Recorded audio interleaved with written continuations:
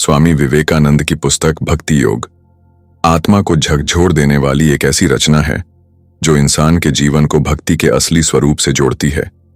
इस किताब में कुल 9 चैप्टर्स हैं और हर चैप्टर हमें यह सिखाता है कि भक्ति केवल पूजा पाठ तक सीमित नहीं है, बल्कि यह जीवन जीने की एक गहरी कला है।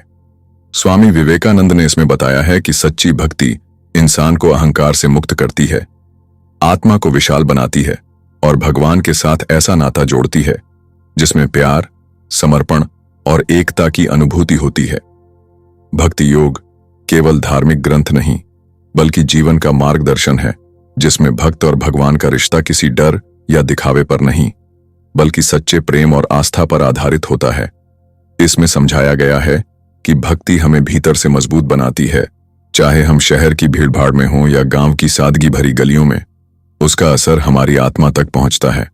दोस्तों, यह ऑडियो बुक आपके अपने हिंदी ऑडियो बुक चैनल पर है, जहां हम किताबों को सिर्फ शब्दों में नहीं, बल्कि आत्मा में उतार कर सुनाते हैं।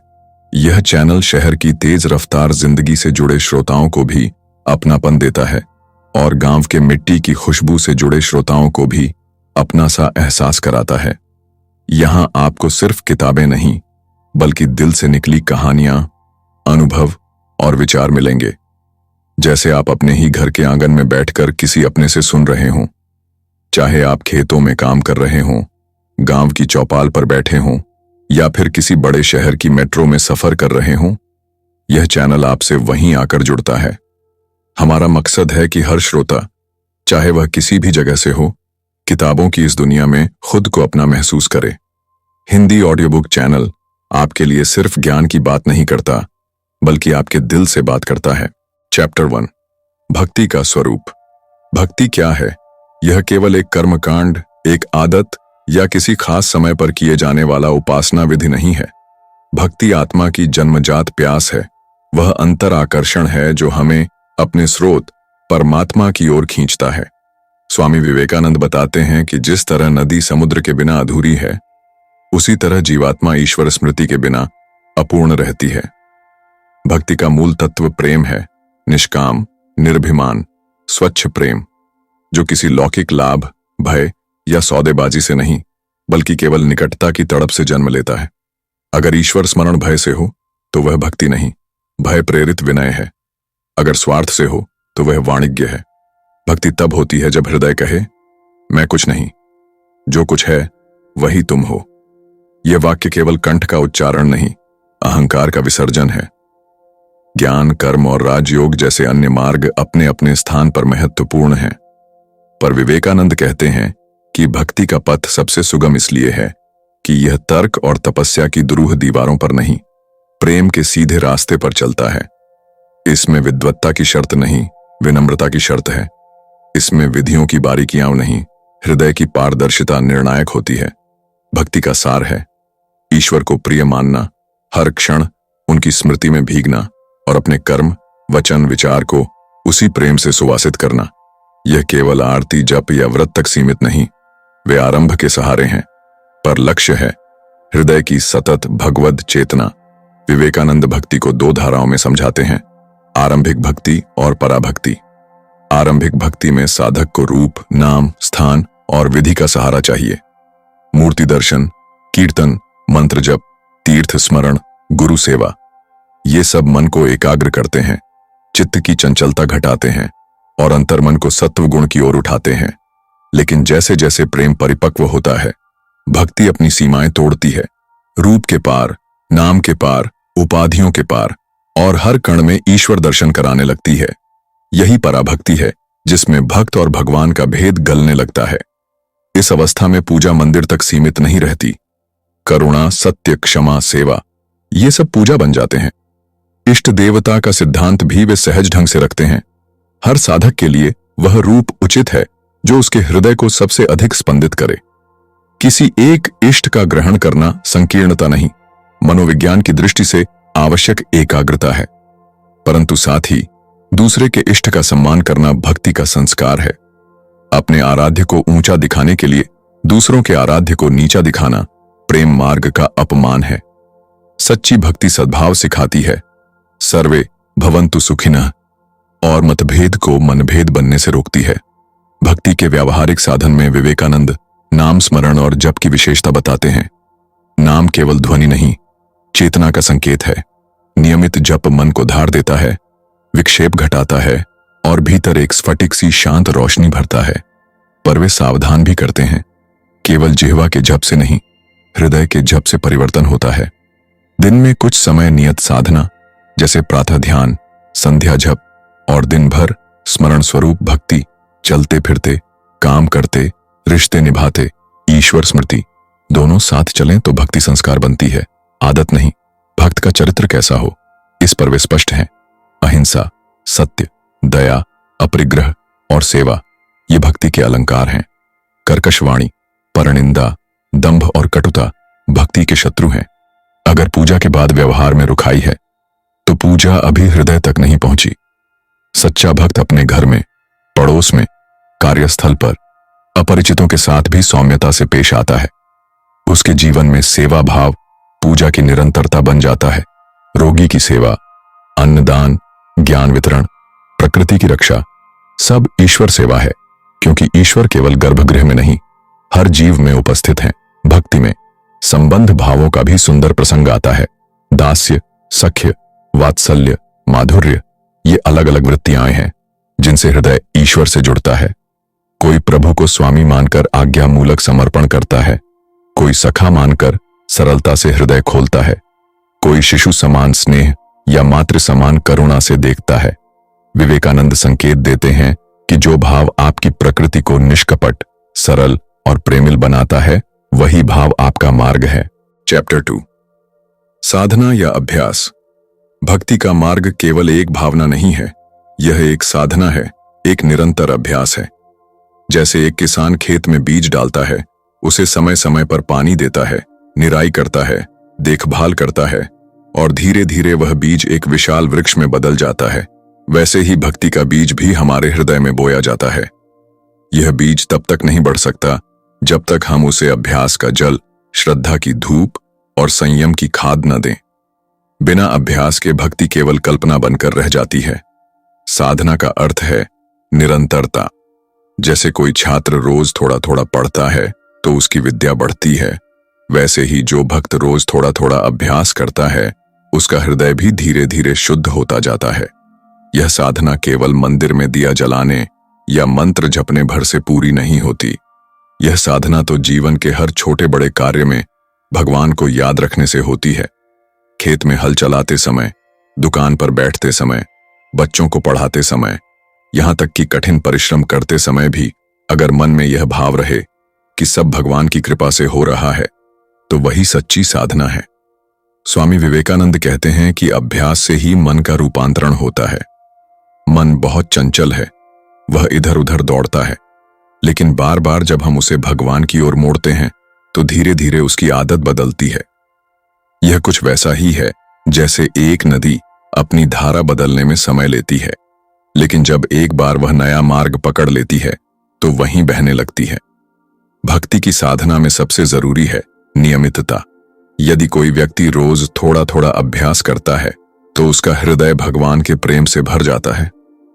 लेकिन अगर अभ्यास छोड़ दिया जाए तो मन फिर से सांसारिक आकर्षणों में उलझ जाता है।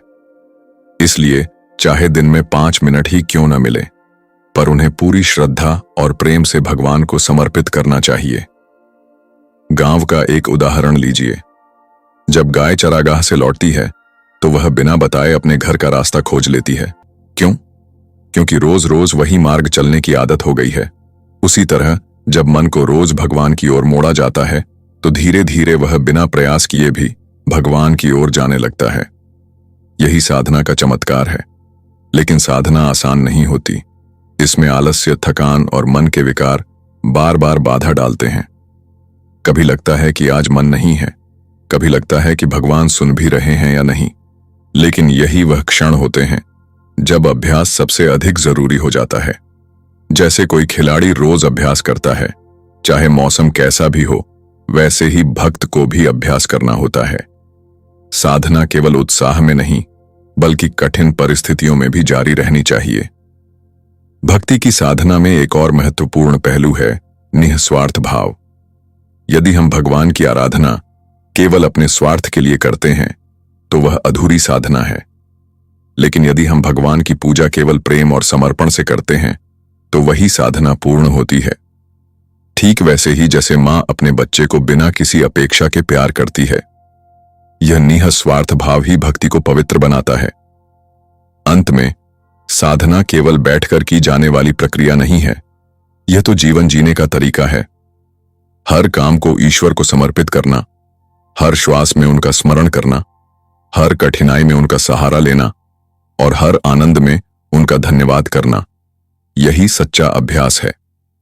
और जब यह साधना निरंतर चलती रहती है तब भक्त का हृदय भगवान का मंदिर बन जाता है। चैप्टर 3, भक्ति योग का गुरु। जब हम भक्ति की यात्रा पर निकलते हैं तो सबसे पहले हमारे मन में यह प्रश्न उठता है कि इस राह में मार्गदर्शन कौन करेगा, कौन हमें उस ईश्वर तक पहुंचने की दिशा दिखाएगा जिसका स्वरूप अनंत, असीम और अज्ञेय है। स्वामी विवेकानंद कहते हैं कि भक्ति योग की साधना में गुरु का स्थान सूर्य के समान है। जैसे बिना सूर्य के प्रकाश के जीवन असंभव है, वैसे ही बिना गुरु के ज्ञान के आत्मा का अंधकार नहीं मिट सकता। गुरु केवल एक व्यक्ति नहीं होते, वे उस उच्च चेतना के प्रतिनिधि होते हैं जिसने सत्य का अनुभव किया है। गुरु हमें केवल उपदेश नहीं देते, वे हमें अपने जीवन से यह दिखाते हैं कि भक्ति कैसी जी जाती है। शिष्य जब अपने गुरु के समीप होता है तो उसे केवल शब्द नहीं मिलते, बल्कि आत्मा से आत्मा का स्पर्श होता है। यह स्पर्श ही वह ऊर्जा है जो साधक को भक्ति मार्ग में स्थिर करता है। स्वामी विवेकानंद इस बात पर जोर देते हैं कि गुरु का चुनाव अत्यंत सावधानी से होना चाहिए। गुरु वह होना चाहिए जिसने स्वयं सत्य का अनुभव किया हो, जिसके जीवन में पवित्रता हो और जिसकी वाणी में सच्चाई की गूंज हो। केवल किताबों का झांता गुरु नहीं हो सकता। सच्चा गुरु वही है जो अपने जीवन में भक्ति और ईश्वर की उपस्थिति को जीता हो। गुरु और शिष्य का संबंध किसी लेन देन का नहीं होता, यह आत्मा और आत्मा का संबंध होता है। जब शिष्य अपने अहंकार को छोड़कर विनम्रता के साथ गुरु के चरणों में बैठता है, तब गुरु का ज्ञान उसमें स्वतः प्रवाहित होने लगता है। यह प्रवाह किसी नदी की तरह है जो अपने आप बहती है और प्यासे को तृप्त कर देती है। भक्ति योग में गुरु का कार्य केवल दिशा दिखाना नहीं है, बल्कि शिष्य के भीतर सोई हुई भक्ति को जगाना है। हर हृदय में ईश्वर का बीज छिपा हुआ है, परंतु उस बीज को अंकुरित करने के लिए प्रेम, विश्वास और साधना का वातावरण चाहिए। यही वातावरण गुरु देता है। गुरु शिष्य को यह विश्वास दिलाता है कि ईश्वर कोई दूर की वस्तु नहीं, बल्कि हमारे भीतर का ही स्वरूप है। स्वामी विवेकानंद यह भी बताते हैं कि भक्ति मार्ग में गुरु का स्थान जितना बड़ा है, उतना ही शिष्य का कर्तव्य भी है। शिष्य को गुरु की आज्ञा, मार्गदर्शन और उपदेशों को श्रद्धा से ग्रहण करना चाहिए, लेकिन यह अंधभक्ति नहीं होनी चाहिए। सच्ची भक्ति विवेक के साथ होनी चाहिए। गुरु पर विश्वास करना आवश्यक है, पर साथ ही अपने अंतर्मन की शुद्धता और जागरूकता बनाए रखना भी उतना ही जरूरी है। गुरु का जीवन शिष्य के लिए दीपक की तरह होता है। अंधेरी रात में दीपक केवल रास्ता ही नहीं दिखाता, बल्कि साहस भी देता है। उसी तरह गुरु शिष्य के जीवन में आने वाली कठिनाइयों को आसान बना देता है। वह यह समझाता है कि हर परीक्षा ईश्वर की योजना का हिस्सा है और भक्ति का मार्ग कठिन जरूर है, परंतु असंभव नहीं। अंत में स्वामी विवेकानंद हमें याद दिलाते हैं कि भक्ति योग में गुरु का स्थान अत्यंत पवित्र और सम्माननीय है। गुरु ही वह सेतु है जो जीव को ईश्वर से जोड़ता है। बिना गुरु के भक्ति अधूरी है और गुरु के मार्गदर्शन से ही शिष्य का जीवन पूर्णता को प्राप्त करता है। चैप्टर 4, भक्ति योग का अभ्यास। स्वामी विवेकानंद इस अध्याय में बड़े ही गहरे और सरल ढंग से समझाते हैं कि भक्ति केवल एक भावना नहीं, बल्कि एक अभ्यास है। यह साधना हमें रोजमर्रा के जीवन की उलझनों से निकालकर आत्मा की शांति और परमात्मा के साक्षात्कार की ओर ले जाती है। वे कहते हैं कि जैसे कोई किसान हर दिन खेत में मेहनत करता है, पानी देता है, निराई करता है और समय पर बीज बोता है, वैसे ही साधक को भी रोज रोज भक्ति का बीज अपने मन में सींचना होता है। बिना नियमित अभ्यास के भक्ति केवल एक क्षणिक भावना बनकर रह जाएगी, लेकिन निरंतरता से वही भक्ति जीवन का आधार और मार्गदर्शक शक्ति बन जाती है। विवेकानंद बताते हैं कि अभ्यास का पहला चरण है स्मरण, यानी परमात्मा को बार बार याद करना, चाहे काम करते हुए हो, चलते हुए हो या बैठे बैठे। जैसे कोई माँ अपने बच्चे को हर समय याद करती रहती है, वैसे ही साधक को परमेश्वर की उपस्थिति का स्मरण करना चाहिए। दूसरा चरण है जप और प्रार्थना। जप का अर्थ केवल मंत्रोच्चार नहीं, बल्कि उस मंत्र के भाव को हृदय में उतारना है। प्रार्थना का अर्थ है ईश्वर के सामने अपनी आत्मा को विनम्रता से समर्पित करना। तीसरा चरण है साधक का आचरण। विवेकानंद स्पष्ट करते हैं कि केवल पूजा पाठ ही भक्ति नहीं है। अगर साधक के व्यवहार में करुणा, दया, क्षमा और प्रेम नहीं झलकता तो उसकी साधना अधूरी है। असली भक्ति वही है जो इंसान को इंसान से जोड़ दे, उसके भीतर मानवता की ज्योति प्रज्वलित कर दे। वे यह भी कहते हैं कि अभ्यास का चौथा चरण है आत्मनियंत्रण। अगर मन इधर उधर भटकता है, इच्छाएं बार बार परेशान करती हैं, तो साधना कठिन हो जाती है। इसीलिए जरूरी है कि साधक धैर्य से अपने मन को अनुशासित करे। विवेकानंद एक सुंदर उदाहरण देते हैं। जैसे घोड़े को लगाम देकर नियंत्रित किया जाता है, वैसे ही मन को अनुशासन की लगाम देनी होती है ताकि वह भगवान की ओर स्थिर रह सके। इस अध्याय में विवेकानंद यह भी समझाते हैं कि अभ्यास का लक्ष्य केवल आनंद पाना नहीं है, बल्कि आत्मा को शुद्ध करना है। जब तक हृदय में लोभ, ईर्ष्या, क्रोध और अहंकार की परतें बनी रहती हैं, तब तक परमात्मा की सच्ची अनुभूति नहीं हो सकती। अभ्यास का अर्थ है उन परतों को धीरे धीरे हटाना और आत्मा को उसके मूल स्वरूप में पहचानना।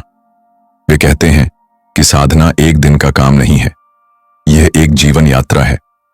इसमें कई बार साधक को थकान, संदेह और निराशा का सामना करना पड़ सकता है, लेकिन सच्चा भक्त वही है जो बार बार उठकर फिर से अपने मार्ग पर चलता है। जैसे कोई बच्चा गिरकर फिर खड़ा हो जाता है, वैसे ही साधक को हर बार गिरने के बाद ईश्वर के नाम से जुड़कर आगे बढ़ना चाहिए। अंत में विवेकानंद कहते हैं कि भक्ति योग का अभ्यास हमें जीवन की हर परिस्थिति में संतुलित बनाता है। जब हम दुखी हों, तब भी ईश्वर का स्मरण हमें धैर्य देता है, और जब हम सुखी हों, तब भी वही स्मरण हमें विनम्र बनाए रखता है। इस प्रकार अभ्यास धीरे धीरे साधक को उस परम अवस्था की ओर ले जाता है जहां वह खुद और भगवान में कोई भेद नहीं देखता। चैप्टर 5, भक्ति की शक्ति। भक्ति की शक्ति कितनी अपार है, इसे शब्दों में बांध पाना लगभग असंभव है। स्वामी विवेकानंद इस अध्याय में बताते हैं कि भक्ति केवल एक भाव नहीं, बल्कि वह ऊर्जा है जो मनुष्य को सीमाओं से परे ले जाती है। जब कोई व्यक्ति भक्ति के मार्ग पर चलता है, तो उसका छोटा सा जीवन भी अनंत के साथ जुड़ जाता है। जैसे सूर्य की किरणें अंधकार को मिटा देती हैं, उसी तरह भक्ति का प्रकाश मनुष्य के भीतर से अज्ञान, भय और दुख का अंधेरा दूर कर देता है। विवेकानंद कहते हैं कि भक्ति ही वह शक्ति है जो साधारण मनुष्य को असाधारण बना देती है। एक भक्तिपूर्ण हृदय में ऐसी ऊर्जा होती है कि वह दूसरों के जीवन को भी बदल सकता है।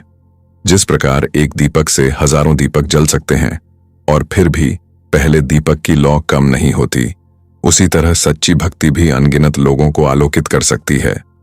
इस अध्याय में यह भी समझाया गया है कि भक्ति हमें आत्मसमर्पण करना सिखाती है।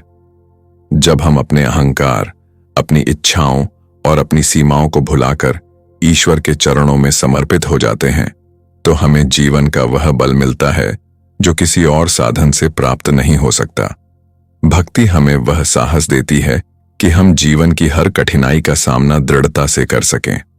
विवेकानंद उदाहरण देकर बताते हैं कि इतिहास में जितने भी महान संत और भक्त हुए हैं, चाहे वह मीरा हो, तुलसीदास हो, कबीर हो या फिर अन्य भक्त, उनकी शक्ति किसी भौतिक साधन या विद्या से नहीं, बल्कि केवल और केवल भक्ति से आई थी। यह भक्ति ही थी जिसने मीरा को विष का प्याला पीने पर भी अमृत का अनुभव कराया। यह भक्ति ही थी जिसने हनुमान को असीम बल और साहस दिया। विवेकानंद स्पष्ट करते हैं कि भक्ति कोई कमजोरी नहीं है, बल्कि यह तो सबसे बड़ी ताकत है। साधारण शिक्षा, धन या सत्ता जीवन में क्षणिक सहारा दे सकती है, लेकिन भक्ति का बल मनुष्य को स्थायी शांति और शक्ति प्रदान करता है। इस अध्याय में एक और महत्वपूर्ण बात कही गई है। भक्ति मनुष्य के भीतर प्रेम की धारा को जागृत करती है। यह प्रेम केवल किसी व्यक्ति विशेष तक सीमित नहीं रहता, बल्कि समस्त सृष्टि तक फैल जाता है। जब हृदय भक्ति से भर जाता है तो उसमें किसी से घृणा करने की जगह ही नहीं बचती। भक्ति से उपजा हुआ यह प्रेम संसार की हर आत्मा में ईश्वर को देखने की दृष्टि देता है। यही दृष्टि जीवन को बदल देती है। भक्ति की यह शक्ति मनुष्य को न केवल आध्यात्मिक रूप से ऊपर उठाती है, बल्कि उसके व्यवहार, उसके कर्म और उसके जीवन को भी दिव्यता से भर देती है। इस प्रकार विवेकानंद का संदेश है कि जो शक्ति बाहरी जगत में हमें कभी नहीं मिल सकती, वह केवल भक्ति के मार्ग पर चलकर हमारे भीतर ही प्रकट होती है। यही भक्ति की सच्ची शक्ति है जो मनुष्य को अमर, अडिग और दिव्य बना देती है। चैप्टर 6, भक्ति की दिव्य अवस्था। स्वामी विवेकानंद इस चैप्टर में हमें भक्ति की उस उच्चतम और दिव्य अवस्था का परिचय कराते हैं जिसे पाना साधक का परम लक्ष्य होता है। शुरुआत में वे बताते हैं कि सामान्य भक्ति और दिव्य भक्ति में क्या अंतर है। सामान्य भक्ति वह है जहां मनुष्य भगवान को पाने की कोशिश करता है, लेकिन उसके भीतर अभी भी कुछ इच्छाएं और स्वार्थ छिपे रहते हैं। वह भगवान से अपने दुख दूर करने, सुख देने या अपनी कामनाएं पूरी करने की प्रार्थना करता है। लेकिन जब भक्ति अपनी पराकाष्ठा तक पहुंचती है तो साधक की आत्मा पूरी तरह भगवान में विलीन हो जाती है और वहां कोई स्वार्थ, कोई चाहत शेष नहीं रहती। यही है भक्ति की दिव्य अवस्था। स्वामी जी समझाते हैं कि इस अवस्था में प्रेम इतना गहरा हो जाता है कि साधक को भगवान से केवल भगवान चाहिए। उसे न तो स्वर्ग चाहिए, न मोक्ष, न सिद्धियां और न ही कोई लौकिक सुख। उसकी आत्मा केवल ईश्वर की उपस्थिति में आनंदित होती है। जैसे एक नदी निरंतर समुद्र की ओर बहती रहती है और समुद्र में मिलकर अपनी अलग पहचान खो देती है, वैसे ही भक्ति की पराकाष्ठा में आत्मा भगवान में लीन हो जाती है। यहां भक्ति एक साधन नहीं बल्कि स्वयं साध्य बन जाती है। इस दिव्य अवस्था की एक खास पहचान यह है कि साधक अपने दुख सुख, लाभ हानि, यश अपयश, जीवन मरण सबको समान दृष्टि से देखता है। उसका मन इतना शांत और स्थिर हो जाता है कि बाहर की परिस्थितियां उसे विचलित नहीं कर पाती। वह हर जगह और हर जीव में भगवान को देखता है। उसके लिए कोई शत्रु या मित्र नहीं रहता, क्योंकि वह सभी में उसी परमात्मा का प्रतिबिंब पहचान लेता है। विवेकानंद जी यहां यह भी स्पष्ट करते हैं कि इस अवस्था तक पहुंचना आसान नहीं है। इसके लिए निरंतर साधना, गहन श्रद्धा और अदम्य धैर्य की आवश्यकता है। साधक को बार बार अपने मन को शुद्ध करना होता है, सांसारिक बंधनों से ऊपर उठना होता है और ईश्वर के प्रेम में निरंतर लीन रहना होता है। धीरे धीरे यह भक्ति परिपक्व होकर साधक को उस दिव्य आनंद का अनुभव कराती है जिसे शब्दों में व्यक्त नहीं किया जा सकता। इस अवस्था का सबसे बड़ा लक्षण यह है कि साधक को अब अपने और ईश्वर के बीच कोई दूरी नहीं लगती। उसके भीतर यह भाव दृढ़ हो जाता है कि मैं और भगवान अलग नहीं हैं, मैं ही वही हूं और वही मुझ में है। यहां भक्त और भगवान का भेद मिट जाता है और शुद्ध प्रेम ही शेष रहता है। चैप्टर के अंत में स्वामी विवेकानंद हमें यह प्रेरणा देते हैं कि हमें भक्ति को केवल पूजा पाठ या बाहरी अनुष्ठानों तक सीमित नहीं रखना चाहिए। सच्ची भक्ति तब होती है जब मन पूरी तरह ईश्वर में स्थिर हो जाए और जीवन के हर क्षण में उसका अनुभव किया जाए। यही भक्ति की दिव्य अवस्था है जहां आत्मा परमात्मा में लीन होकर अमृत स्वरूप का अनुभव करती है। चैप्टर 7, भक्ति योग में साधना। भक्ति योग में साधना केवल कोई साधारण अभ्यास नहीं बल्कि आत्मा की गहराई तक पहुंचने का एक दिव्य मार्ग है। साधना का अर्थ है निरंतर अभ्यास और प्रयास, ऐसा अभ्यास जो हमारे जीवन को भगवान की ओर मोड़ दे और हर क्षण हमें उनकी स्मृति में स्थापित कर दे। भक्ति योग में साधना का स्वरूप बहुत व्यापक और गहन है, जिसमें जप, ध्यान, भजन कीर्तन, सेवा, शास्त्र अध्ययन और नाम स्मरण सभी शामिल होते हैं। भक्ति की साधना का आरंभ जप और नाम स्मरण से होता है। जब साधक भगवान के नाम का जप करता है तो वह नाम केवल एक ध्वनि मात्र नहीं रह जाता, बल्कि उसमें दिव्य शक्ति समाहित होती है। यह नाम साधक के अंतर्मन को शुद्ध करता है, मन की चंचलता को शांत करता है और हृदय में प्रेम का संचार करता है। भगवान का नाम साधक को भगवान से जोड़ने वाला एक अदृश्य सेतु है। जो साधक इस नाम का निरंतर स्मरण करता है वह धीरे धीरे सांसारिक बंधनों से मुक्त होने लगता है और उसके भीतर केवल भक्ति का भाव प्रवाहित होता है। साधना का दूसरा प्रमुख अंग है ध्यान। ध्यान का अर्थ है मन को एकाग्र कर भगवान के स्वरूप में स्थिर कर देना। जब साधक ध्यान में भगवान की मूर्ति या स्वरूप का चिंतन करता है तो उसका मन धीरे धीरे भगवान के साथ तादात्म्य स्थापित कर लेता है। ध्यान साधक के भीतर गहरी शांति, स्थिरता और दिव्य आनंद की अनुभूति कराता है। यह साधक को सांसारिक दुखों और क्लेशों से परे ले जाकर उसे ईश्वर के सान्निध्य का अनुभव कराता है। भक्ति योग में भजन कीर्तन का भी विशेष महत्व है। जब साधक सामूहिक रूप से भगवान के नाम और गुणों का कीर्तन करता है तो वातावरण दिव्यता से भर जाता है। भजन कीर्तन साधक को भीतर से पवित्र करता है और उसके हृदय में प्रेम की धारा प्रवाहित करता है। सामूहिक भजन कीर्तन साधकों के बीच भाईचारे और एकता की भावना भी जागृत करता है। साधना का एक और महत्वपूर्ण पक्ष है सेवा। सेवा का अर्थ केवल दूसरों की शारीरिक सहायता करना नहीं, बल्कि उसे ईश्वर की सेवा मानकर करना है। जब साधक किसी भूखे को भोजन कराता है, किसी दुखी की सहायता करता है या किसी असहाय को सहारा देता है तो वह वास्तव में भगवान की सेवा कर रहा होता है। भक्ति योग में यह भाव महत्वपूर्ण है कि हर प्राणी में भगवान का अंश है और दूसरों की सेवा करके हम ईश्वर की आराधना कर रहे हैं। भक्ति योग में साधना शास्त्रों के अध्ययन और उनके मनन से भी पूर्ण होती है। जब साधक गीता, भागवत, रामायण या अन्य पवित्र ग्रंथों का अध्ययन करता है तो उसे ईश्वर के मार्ग और भक्ति की गहराई का बोध होता है। शास्त्र साधक के लिए एक मार्गदर्शक का कार्य करते हैं जो उसे अज्ञान के अंधकार से ज्ञान के प्रकाश की ओर ले जाते हैं। साधना का अंतिम और सबसे गहन पहलू है समर्पण। जब साधक अपने अहंकार, इच्छाओं और वासनाओं को पूरी तरह त्याग कर स्वयं को ईश्वर के चरणों में समर्पित कर देता है, तभी उसकी साधना पूर्ण होती है। समर्पण का भाव साधक को अहंकार से मुक्त कर देता है और उसके हृदय में केवल भक्ति, श्रद्धा और प्रेम का भाव रह जाता है। इस प्रकार भक्ति योग में साधना केवल कुछ नियमों या क्रियाओं का पालन करना नहीं, बल्कि जीवन को ईश्वर की ओर मोड़ देना है। साधना वह प्रक्रिया है जो साधक को सांसारिक मोह माया से मुक्त कर ईश्वर से जोड़ती है।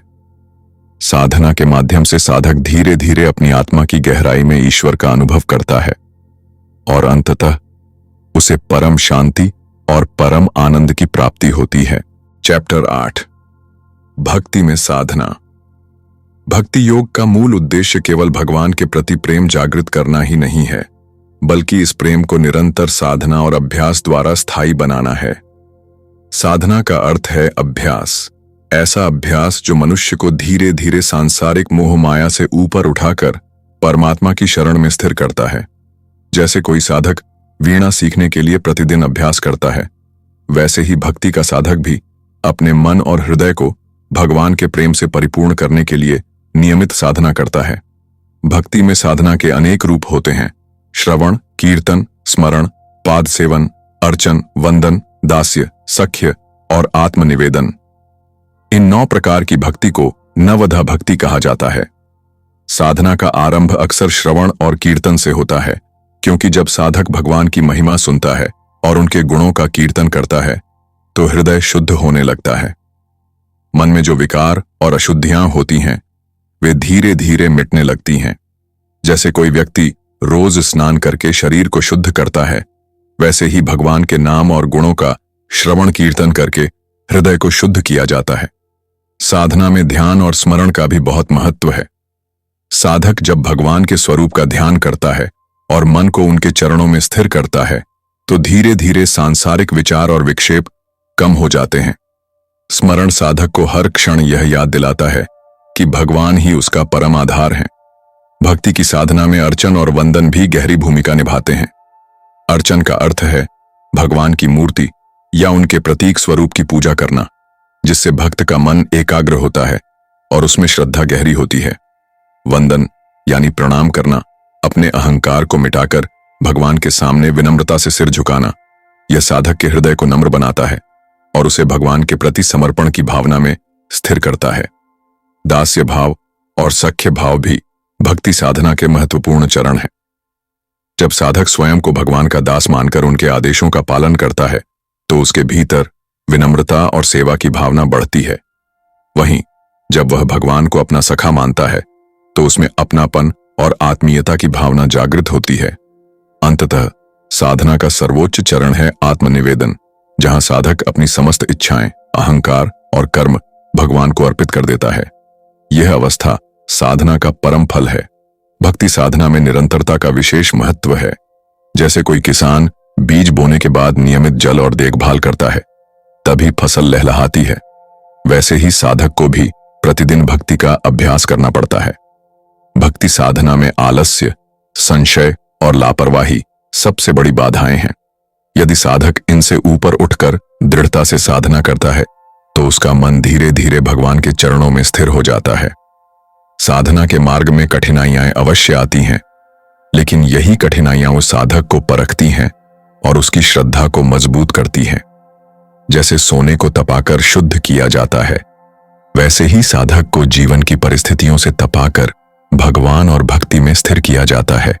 भक्ति साधना केवल बाहरी क्रियाओं का नाम नहीं है, बल्कि यह आंतरिक यात्रा है, मन की अशांति से शांति की ओर, मोह से मुक्ति की ओर और सीमित से असीम की ओर। जब साधक निरंतर साधना करता है तो उसका हृदय प्रेम से परिपूर्ण हो जाता है और वह परमात्मा की दिव्य उपस्थिति को हर क्षण अनुभव करने लगता है। यही भक्ति में साधना का सच्चा सार है। अविरल अभ्यास से भगवान के प्रति प्रेम को इतना प्रगाढ़ करना कि वह साधक के जीवन का स्वाभाविक अंग बन जाए। चैप्टर 9, भक्ति में साधक की स्थिति। भक्ति मार्ग में साधक की स्थिति अत्यंत सूक्ष्म, गहन और आध्यात्मिक दृष्टि से महत्वपूर्ण होती है। साधक केवल बाहरी आचरण से भक्ति का अभ्यास नहीं करता, बल्कि उसका संपूर्ण जीवन, उसके विचार, उसकी भावनाएं और उसका आंतरिक दृष्टिकोण भक्ति के रंग में रंग जाता है। जब कोई व्यक्ति साधना के प्रारंभिक चरण में होता है तो उसका मन कई प्रकार की वासनाओं, इच्छाओं और आकर्षणों से घिरा रहता है। उसे बार बार विचलन होता है, कभी संदेह उत्पन्न होता है और कभी अपने मार्ग को लेकर असमंजस भी अनुभव होता है। यही कारण है कि शास्त्रों में साधक की स्थिति का विस्तार पूर्वक वर्णन किया गया है, ताकि वह अपनी प्रगति का स्वयं परीक्षण कर सके। प्रारंभिक अवस्था में साधक बाहरी नियमों का पालन करना सीखता है। वह समय पर उठता है, ईश्वर का स्मरण करता है, जप तप और ध्यान करता है। उसके लिए यह सब अभ्यास की तरह होता है, क्योंकि मन पूरी तरह एकाग्र नहीं हो पाता। इस स्तर पर साधक बार बार भूल करता है, परंतु उसका प्रयास ही उसकी प्रगति का आधार बनता है। मध्य अवस्था में साधक धीरे धीरे भक्ति के रस का अनुभव करने लगता है। अब उसके लिए ईश्वर का स्मरण केवल एक कर्तव्य नहीं, बल्कि आनंद का स्रोत बन जाता है। उसे जब भी अवसर मिलता है वह प्रभु के नाम का जप करता है, भजन गाता है, सत्संग में जाता है। उसकी वाणी में मधुरता आती है, व्यवहार में विनम्रता और हृदय में दया का संचार होता है। यह वह अवस्था होती है जहां साधक के भीतर अहंकार कम होने लगता है और वह अपने आप को केवल प्रभु का दास मानने लगता है। उच्च अवस्था में पहुंचने पर साधक का मन पूर्णतः शुद्ध हो जाता है। अब उसके लिए संसार की कोई वस्तु आकर्षण का कारण नहीं रह जाती। धन, मान, प्रतिष्ठा, ऐश्वर्य, ये सब उसके लिए तुच्छ हो जाते हैं। उसका हृदय केवल ईश्वर की स्मृति में रमा रहता है। वह प्रत्येक जीव में प्रभु का अंश देखता है और सभी के साथ करुणा और प्रेम का व्यवहार करता है। ऐसे साधक की स्थिति को ही स्थिर भक्ति कहा जाता है, जहां साधक और भगवान में कोई अंतर नहीं रह जाता। शास्त्रों में यह भी कहा गया है कि साधक की स्थिति उसकी संगति, साधन और आचरण से परखी जाती है। यदि साधक असत्य से दूर रहता है, अहंकार को त्यागता है, नम्रता का अभ्यास करता है और निरंतर नाम स्मरण में लीन रहता है, तो समझना चाहिए कि उसकी भक्ति दृढ़ हो रही है। साधक की सबसे बड़ी पहचान उसकी सहनशीलता और धैर्य है। चाहे कितनी भी कठिनाइयां क्यों ना आए, वह अपने मार्ग से विचलित नहीं होता। उसका विश्वास अडिग रहता है कि जो कुछ हो रहा है वह प्रभु की इच्छा से हो रहा है और वही सर्वोत्तम है। अंततः जब साधक पूर्णता को प्राप्त कर लेता है, तब उसकी स्थिति भक्त और भगवान के मधुर संबंध में परिवर्तित हो जाती है। अब वह केवल उपासक नहीं रह जाता, बल्कि प्रभु का सखा, प्रिय और सेवक बन जाता है। इस अवस्था में साधक की आत्मा प्रभु की आत्मा में विलीन हो जाती है। ही शेष रहता है। यही साधक की अंतिम स्थिति है, जिसे शास्त्रों में मुक्ति और परम शांति का स्वरूप कहा गया है। समापन का यह पल हमारे लिए सिर्फ एक किताब का अंत नहीं, बल्कि एक नई सोच की शुरुआत है। किताब के इन अध्यायों ने हमें जीवन की गहराइयों से जोड़ा, हमारी आत्मा को झकझोरा और यह सिखाया कि भक्ति, ज्ञान, कर्म और ध्यान के मार्ग किस तरह हमारे जीवन को रोशनी से भर सकते हैं। जब हम इस किताब की आखिरी पंक्तियां सुनते हैं तो ऐसा लगता है मानो एक लंबी यात्रा पूरी हुई हो, लेकिन सच तो यह है कि यह तो केवल पहला कदम है उस अंतहीन पथ का, जो आत्मज्ञान और भक्ति की ओर जाता है। इस यात्रा में आप शहर के हों या गांव के, खेतों में काम करने वाले किसान हों या दफ्तर की भागदौड़ में उलझे कर्मचारी, सबका अनुभव एक जैसा है। गांव की शांत हवाएं, चौपाल पर बैठी कहानियां, मिट्टी की सौंधी खुशबू और शहर की व्यस्त सड़कें, चमकती रोशनियां, ट्रैफिक की आवाजें, ये सब मिलकर हमारे जीवन की विविधता का चित्र बनाते हैं। इस किताब की सीख हर उस इंसान तक जाती है जो कहीं ना कहीं अपने मन के प्रश्नों के उत्तर ढूंढ रहा है। यही तो हमारे चैनल हिंदी ऑडियो बुक का मकसद है, किताबों के पन्नों से निकले ज्ञान को हर उस इंसान तक पहुंचाना जो सुनकर सीखना चाहता है। हम चाहते हैं कि जब आप हमारे चैनल पर आएं तो आपको सिर्फ किताब का सार ही न मिले, बल्कि अपनापन भी महसूस हो। जैसे किसी गांव में बड़े बुजुर्ग शाम को कहानियां सुनाया करते थे, वैसे ही यह चैनल आपको कहानियों और विचारों की गहराई में ले जाएगा। और शहर की तरह, जहां हर कोई जल्दी में रहता है, वहां यह चैनल आपको रुकने, ठहरने और भीतर झांकने का अवसर देगा। किताबों से मिली यह रोशनी आपके मन को शांति दे, आपके जीवन को दिशा दे और आपको हर परिस्थिति में मजबूत बनाए। यही हमारी सच्ची कामना है। इस यात्रा का हिस्सा बनने के लिए आपका धन्यवाद। अगर यह अनुभव आपको अच्छा लगा हो तो हमारे चैनल हिंदी ऑडियो बुक को जरूर सब्सक्राइब कीजिए। अगली किताब के साथ हम फिर मिलेंगे, नई कहानियों, नए विचारों और जीवन बदल देने वाले नए अनुभवों के साथ। तब तक सुनते रहिए, सीखते रहिए और अपने जीवन को और भी खूबसूरत बनाते रहिए।